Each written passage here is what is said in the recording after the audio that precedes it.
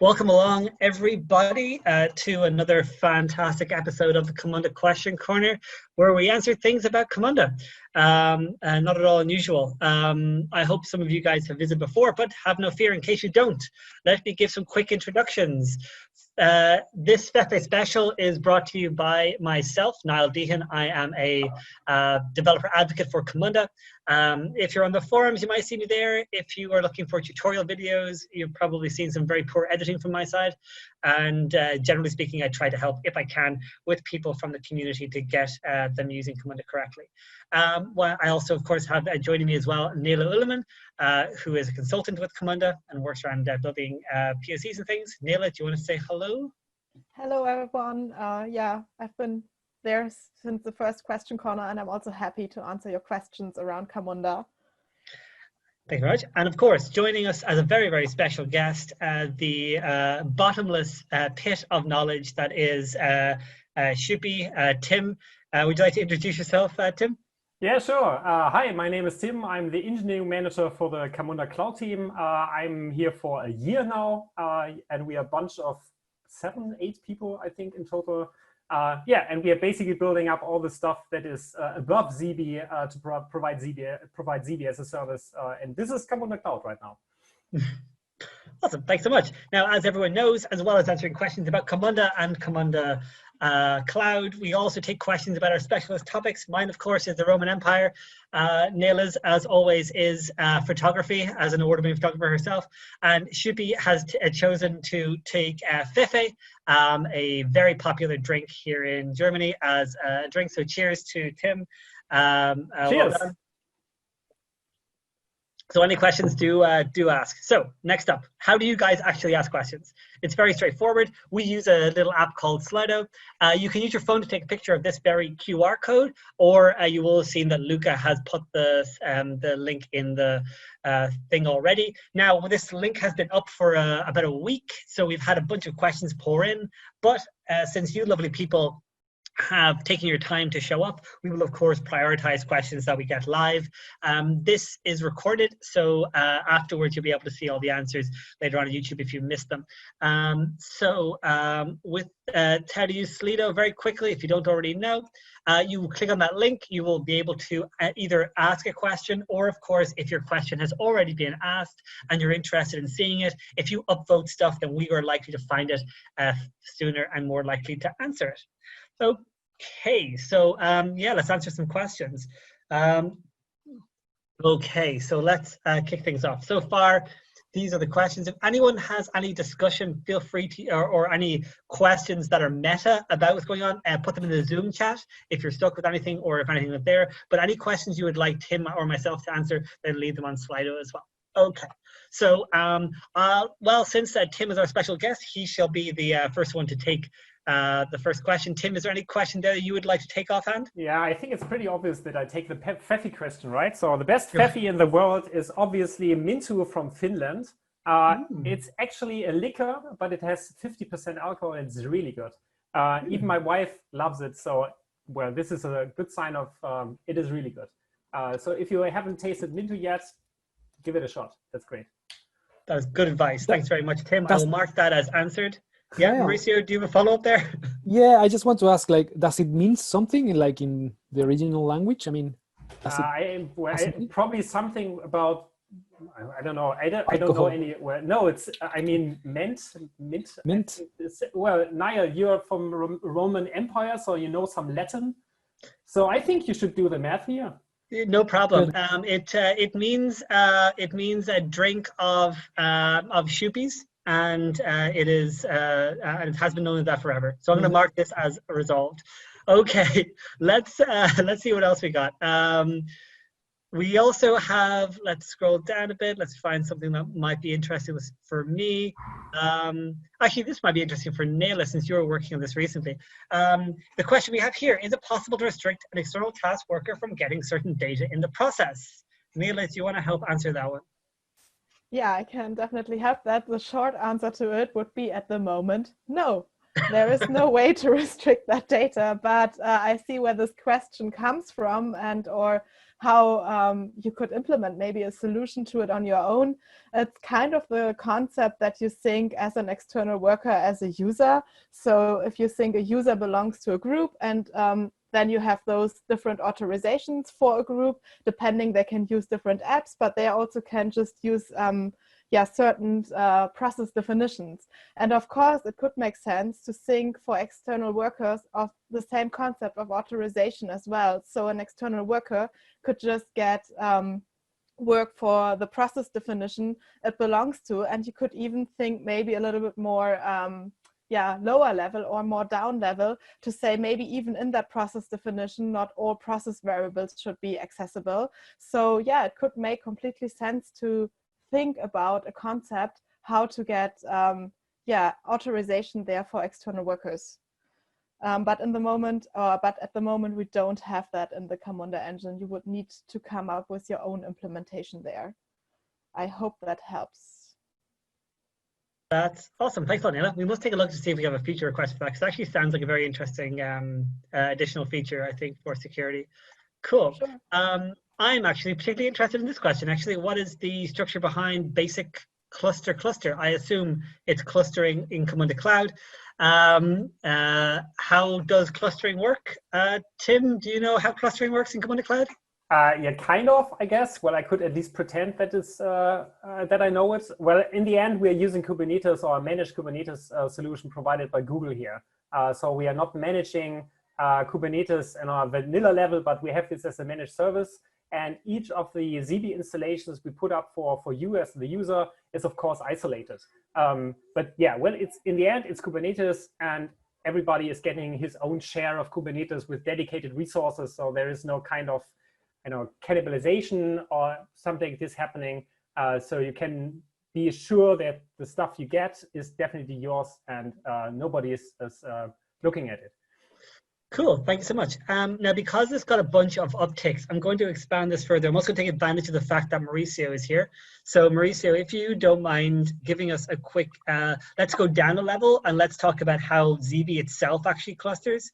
So can you give us an idea there on how the basic cluster mechanism of Zeebe might work? Yeah, so in Zeebe, like clustering and performance and the way that the platform scales work like in a little bit different, like from Camunda. Right, and there is no storage, there is no database, and it's like an event-based system. And in order for the system to scale, basically what you have is you have different partitions, and you have kind of like threads that are going to work on these specific partitions. And you have one thread per partition. That basically means that if you want to scale, if you have kind of like a lot of load, you can create multiple partitions and assign those partitions a thread. So you can just do concurrent work at the same time, and Zeebe will take care of replicating that state across multiple nodes, and you can add more and more nodes if you need to process more stuff in parallel. That's kind of like the basics. Like the documentation goes deeper into that, and it becomes more complicated when you are trying to analyze, different combinations of multiple nodes with multiple partitions, and how many, threads are you going to be using in a certain, computer or node. So that's kind of like the summarized answer for that question. Cool, thanks a lot. Let's take that. So let's see what else we got. I might take a question quickly. On a multi-instance subprocess, all but one execution is successful. Can I compensate a single? So this actually, I'm fairly sure, relates a lot to a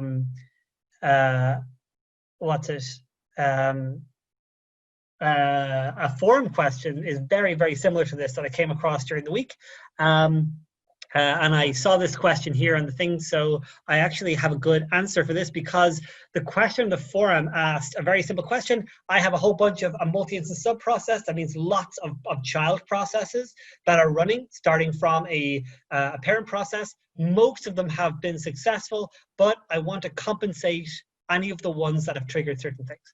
So I think I built a very simple example of that for that forum question. So if you're interested, I did a little example here where we have a call activity. We have a graceful shutdown event that could happen. And once that triggers a signal, the subprocess, which looks like this, is waiting for that signal to come in. And then it can trigger compensation for everything that has completed that task. We have a terminate event here that shows that after it has done that successfully, it terminates and the process will continue. If you're, I assume it's probably the same person, or at the very least, someone with a very similar problem. Hopefully this example here will be able to help you understand how exactly it works. It's very straightforward, but it's in terms of what it does, but it's actually kind of complicated in the sense that it uses a lot of different BPMN symbols and a lot of different functionality within BPMN. So I would take a look at that particular example if you want further information. If you want to expand on that, if the person who asked the question is here, then just let me know and I will see if I can expand on that.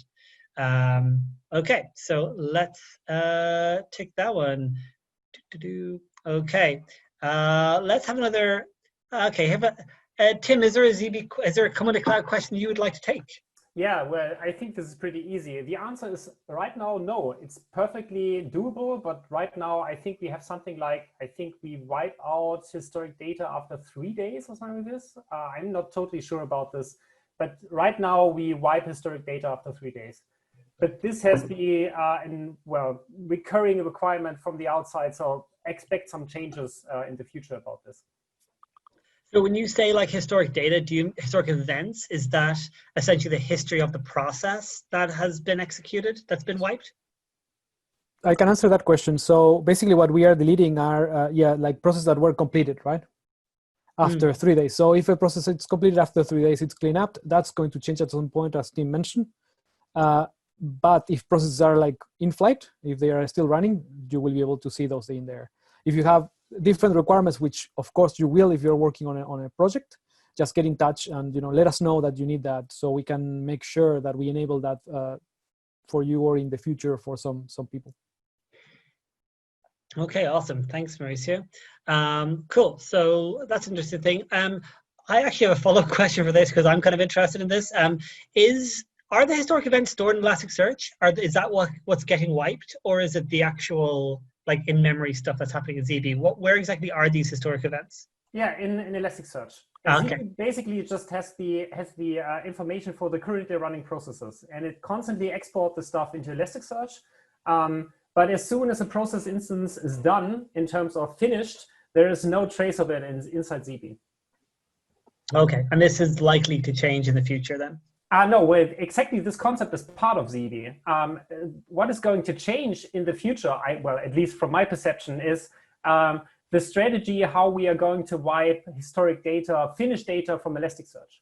Okay. It's the whole idea that Zeebe itself has only, well, basically the data that is absolutely necessary to do the process. And as soon as the process instance is done, there is totally no need to have it inside Zeebe. I think this is one of the main differences in the concept between Zeebe and Camunda BPM. That there is this explicit split between what do we need right now for the process that is running, or the process instances that are running, and those that are already finished.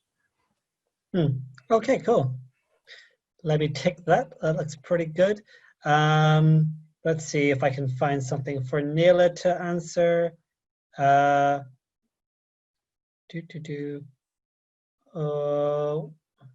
this one? It's quite a long one. Okay, we have to start around 10,000. You can tell it's written by a German because we have a comma. We have a full stop here, not a comma.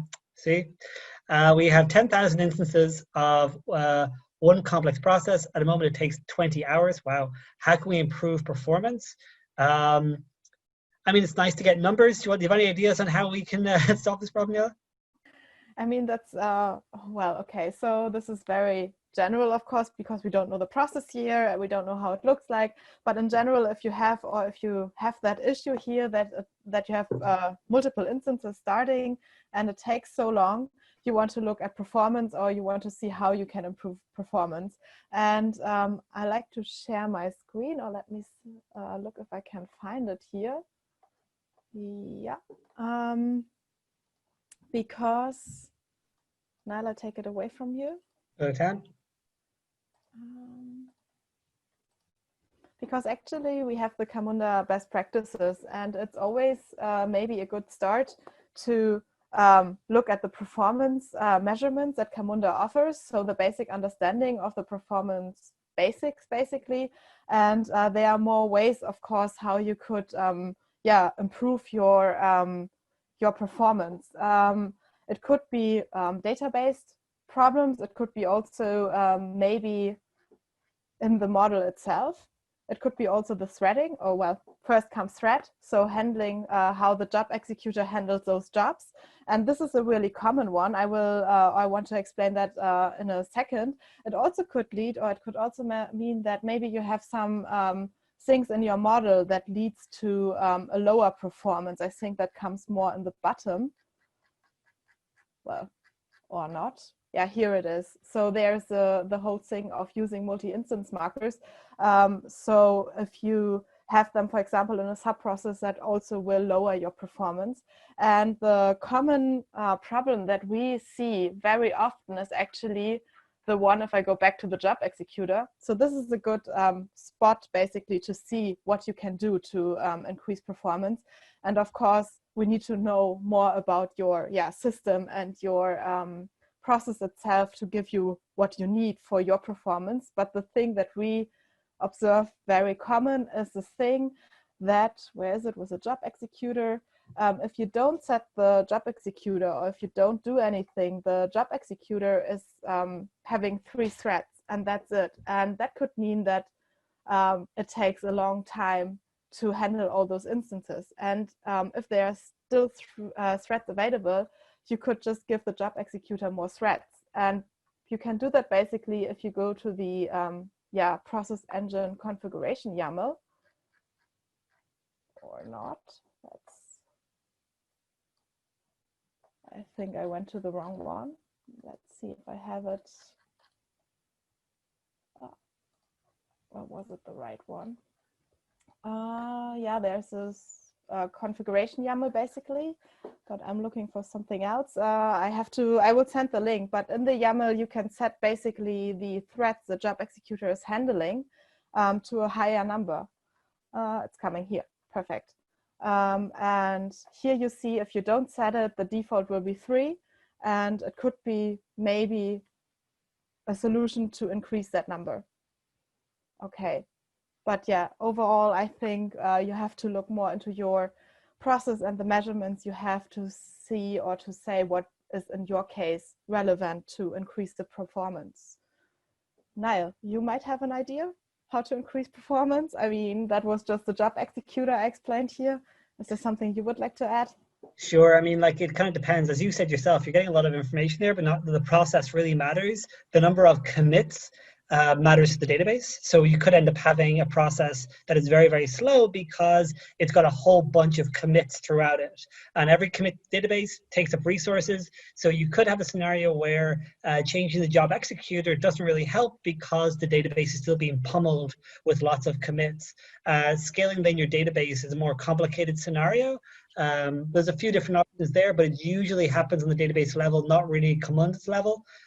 So that's my way of saying it kind of becomes your own problem. But it's good to look at the database for those sort of issues. Okay. I will share the docs about the config YAML where you could configure this in the chat. Thanks, Nele. Alrighty, so let's mark that one as a grand success. Let's throw it back to Tim. You haven't talked in a few minutes. Have you got a question you'd like to answer? User task. Well, there was one about user task. I can say a little bit about user task. You need to scroll up again, I think. Oh, is it? Yeah, there was something like when a user task being supported in. Oh yeah, here we are. Zeebe. Well, not that I can officially announce anything, but I can announce that there will be an announcement about this at some point of time. No, well, honestly, there is progress being made there. I mean, this is a constant thing being asked for.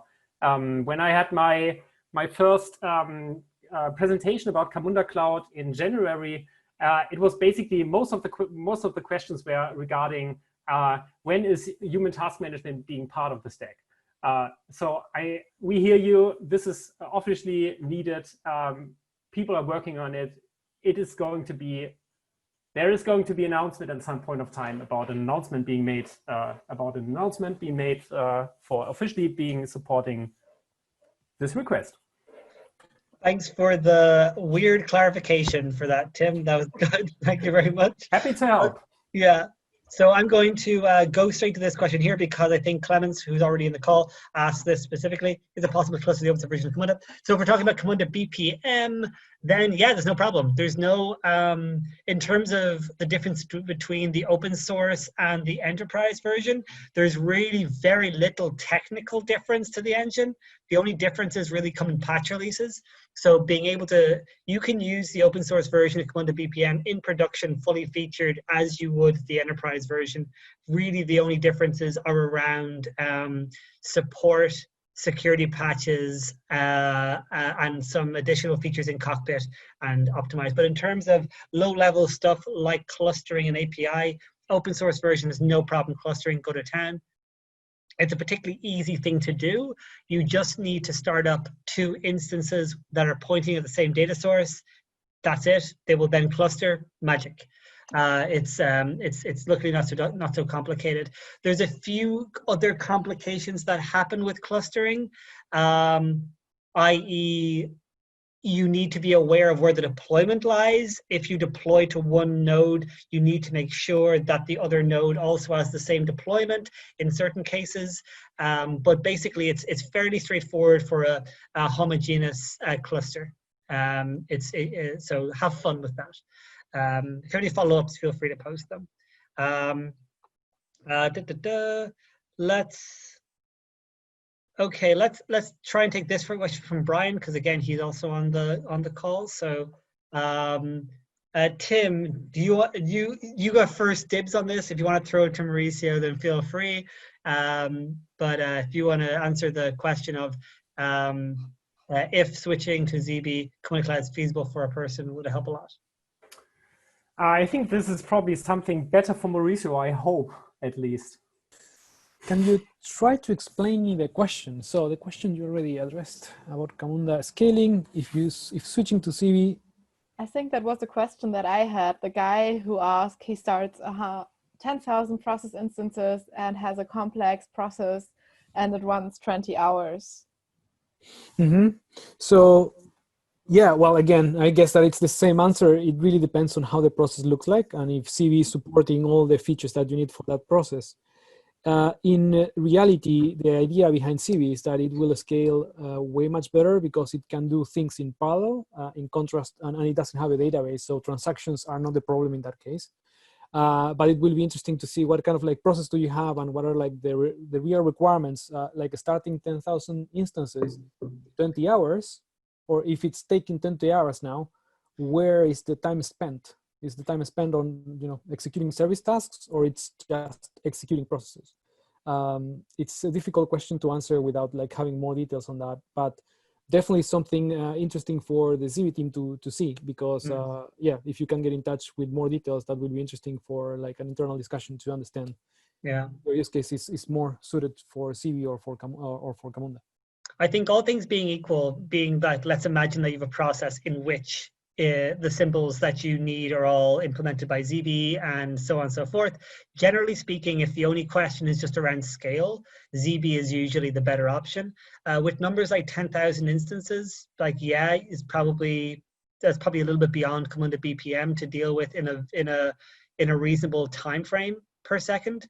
Let's say, I don't know, it does depend on how long. So generally we like to build Zeebe as something that can scale to deal with that kind of throughput. So it's usually that's a good sort of a way of thinking about it. But yeah, it depends. The number of instances depends on how frequently they show up, as Mauricio said. Okay, let's take that one. So let's see. Shall we just quickly talk this one? So I'll do this one really quick. So how to customize the web apps, Cockpit and Task List. So for those who don't already know, Camunda does come with 2 front-end applications, Cockpit and Task List. And they are very plug-inable in the sense that you can change how they look in lots of ways. The reason I quite like this question is because we, as of the next version of Camunda, will actually change the way Cockpit plugins work. So Cockpit plugins are a way of being able to customize the web app by adding different, adding other plugins to it, give you more information, maybe display more things, maybe change the way Cockpit looks.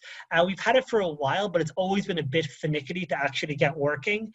So as of the next release, we'll actually have a new way of being able to add plugins. It's going to be much, much easier and much and a little more advanced than the current Angular 1 implementation. So what I can say is there is some good docs on this in the web apps page, which I'll link to in a few minutes. But I would also let you know, word of warning, in October, when we release our new version of Camunda, we will have a new and easier way to customize the web apps and to add plugins. In terms of font and color, very straightforward. That shouldn't change. Again, that's documented. You can totally white label the stuff. That's not a problem at all. Cool. So, a follow-up question there. Fantastic. Thank you, Nele, for that. Nele's already done it way ahead of me. Thank you. Okay, so we're running close in time, so I want to throw as many of these cloud questions to Tim as possible because he is not here all the time. So is there any questions that you would like to answer there, Tim? Well, there was one about the here, forum and community. I think this is probably a good way of following up on further questions after this thing. Honestly, I don't know if there is a forum or a community, but Mauricio can probably tell. But there is a Zeebe Slack. If you just Google for Zeebe Slack, you probably just find it. It's an open Slack thing, and there is a dedicated channel about Camunda Cloud as well, where I am constantly lurking. So if you have any questions, just reach out through this channel. I'm happy to help there. Yeah, awesome. And we have the forum as well. Oh, okay, but it's part of the Zeebe forum then, right? Yes, it is. Okay, yeah. Cool. So yes, there's Camunda Cloud. Zeebe has quite a lot of crossover community-wise, I guess. And so if you're interested in Zeebe and Camunda Cloud, the Slack channel is a good place to go if you want to get some drink recommendations from Tim or some information on clustering from Mauricio. I assume those are interchangeable. Okay, so let's take that one. Let's see what else we got. I'm going to try and run through these quickly enough in the next 5 minutes, see how many we can get done. Yeah, maybe just one regarding Okta and enterprise thing. I think there is no decision being made yet, but I mean, of course, in terms of enterprise cloud supporting already existing scenarios with big corporations who want to leverage Camunda Cloud, of course, there is room for integrating stuff like this. And I mean, Okta is pretty open and pretty easy to integrate. So this is probably a low-hanging fruit. If there's enough need from the customer base, then this is probably being done. This is just my guess. It's not on the roadmap or something like this, but this is definitely coming up at some point of time. Awesome. Cool. Thanks. Good to know. I guess Zeebe and Camunda Cloud being such young projects, it means that there's a lot of room for feedback and a lot of room for improvement based on the early adopters. So it's good to know that people should adopt this, give it a try, and then very importantly, give us the feedback that you have with regard to it. And chances are you might get involved, you might be more impactful in the roadmap. Okay, here's a question that just popped in, I guess, whenever this showed up. Will Camunda support databases like Cassandra or CockroachDB? I guess it's Camunda BPM, because Cloud doesn't have a database. So Camunda Cloud will not be supporting any databases. I think we're looking at supporting CockroachDB for the next release potentially. And whether it'll happen or not, I'm not sure yet. The guys are still working on it. But as far as I'm aware, CockroachDB may very well be supported. Cassandra is a NoSQL database, so it's going to be a little harder to offer support for that since we don't really have any NoSQL databases we support, but there is a community extension for the Cassandra database. So while we don't support it, there is some community out there that tend to use it. But I think if you want to stay with supported stuff, CockroachDB might show up soon. And if not, then all the other list of supported environments exists on the Camunda's docs page if you want to see the list of all the databases that we support. How are we doing on time? We're still pretty good, so I'll take that one. Okay, and throwing it back to you, Tim. Anything you'd like to answer around Camunda Cloud? There was something about exporting. You were scrolling really fast. Sorry about that. Oh no! Well, this is interesting. Just a little bit down. It's about does Camunda record any usage data from the engine? For sure, we don't, because we're not interested in stealing your intellectual property. I mean, well, honestly, if you would ask this question to AWS or Google or Azure, of course they would say exactly the same thing. And honestly, they would destroy their business model if they would actually do it. So of course, this is not an option. For sure, we are taking some kind of metrics in terms of, is this cluster really used or not? But not in terms of we find out what you actually do there and analyze your data or stuff like this. No, we are not going to do this, and we are not doing this right now. And well, yeah, we would destroy our trust model, right? So yeah. You're muted, Niall. I do, yeah. There we go. I just thought I'd mute myself. Otherwise, I keep talking. Honestly, it's easier for me to mute myself than try and stop talking.